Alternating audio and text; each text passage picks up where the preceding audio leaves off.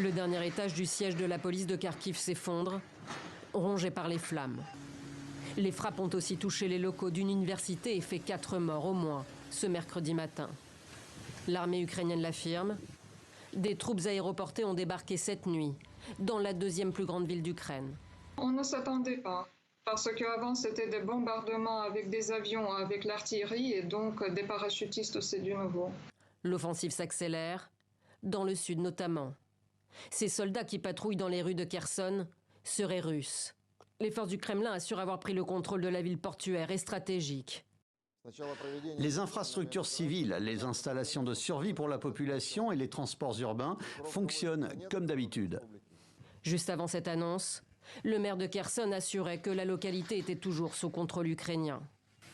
Plus au nord, à Zhytomyr, situé à 150 km à l'ouest de la capitale, la nuit a été intense et sanglante. Les bombardements ont notamment visé tout un quartier et tué 4 personnes. Kiev reste l'objectif principal du Kremlin. Les frappes russes ont visé notamment la tour de télévision mardi, faisant 5 morts, et des immeubles résidentiels de la banlieue. Les habitants de la capitale vivent dans l'angoisse d'un assaut annoncé comme imminent. Mais pour le moment, la progression de l'immense convoi identifié par satellite est au point mort, entravé par la résistance des Ukrainiens et des problèmes d'approvisionnement en essence et en vivres, assure le Pentagone.